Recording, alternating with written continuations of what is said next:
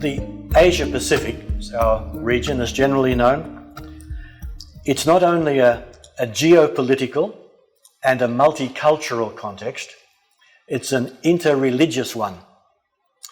You often hear this generalization, all the world's major religions originated in Asia. Well, if you define Asia rather broadly, it's more or less true. And the Pacific Rim, the ring of fire around the Pacific Ocean, embraces virtually every known type of indigenous religion you can think of. And then modern means of travel and communication are putting all these traditions in touch with one another as never before. It's never been possible to this extent before. And the resulting interreligious relationships exemplify really all that is good and bad about religion. I mean, it's become, many of our contemporaries have become so allergic to religion that you really can't even raise it. It's just a red rag to a bull, and understandably in many cases. There have been admirable attempts at reconciliation, peace building, so on, this is undeniable. But also fomenting ethno-nationalist religious conflicts. And these developments have global implications now. Nothing is any longer restricted to just one little isolated context. They're all in a way exemplary. And they have theological implications. We'll come to that later. At the Second Vatican Council, which you have to explain to people these days that it even took place, but it's a vivid memory for those of us who were contemporaries, there were two documents, two declarations that were bitterly contested right till almost the very end of the last session. They were finally promulgated. One was Dignitatis Humanae on tolerance and human rights. It went under the heading religious liberty back then. That was the sort of key issue, but this is what it really was about. And Nostra Aetate, about the Christian attitude to the others, the other religions. The controversy that these two caused is symptomatic. And they struck at the heart of the theological absolutism, which was so common at the time. But they were unprecedented. There'd never been any statements remotely like these in the whole history of the Catholic Church, certainly, in any of the councils. The other religions had never even been mentioned, except perhaps to vilify the Jews. And as for religious liberty, I mean, it was just virtually inconceivable, except for Americans, and that's the reason why it took a big struggle to get it even into the council. And the full implications of these two documents, I would say, have still not been recognised.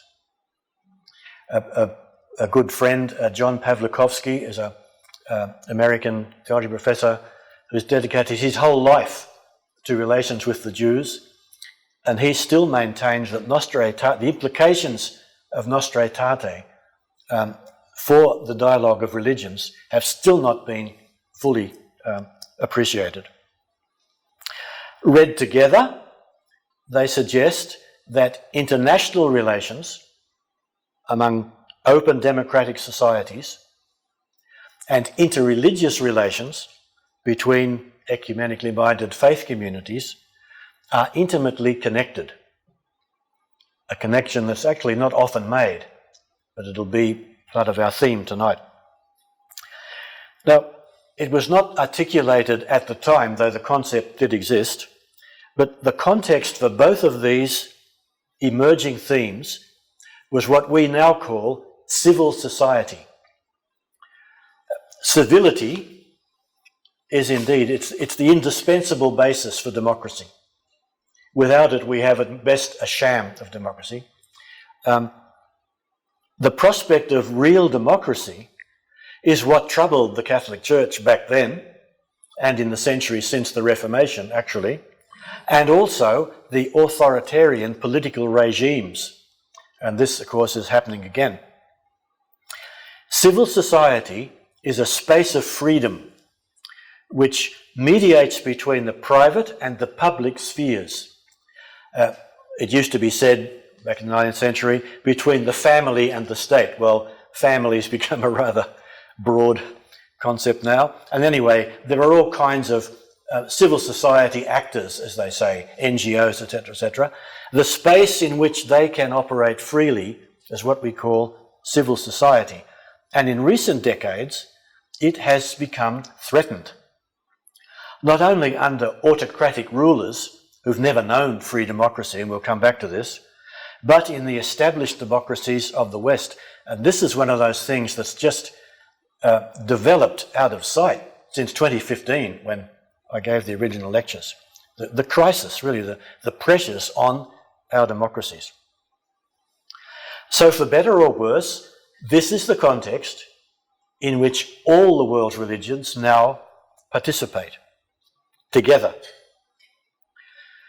And some political scientists have proposed the idea that a global civil society is taking shape, in which groups and movements who were previously ignorant of or indifferent to one another now communicate, either to compete with one another for influence or to cooperate with one another in contributing to human and ecological well-being. So I'd now like to explore, referring briefly to examples from the Asia Pacific, which form the bulk of the book, the central part of the book, ways in which the religions are engaged in processes of mutual transformation, doing theology not against, but with one another, in order to make theology global, globalization ethical, and civil society humane. So in 3 steps, first politics, then religions, and then theologies.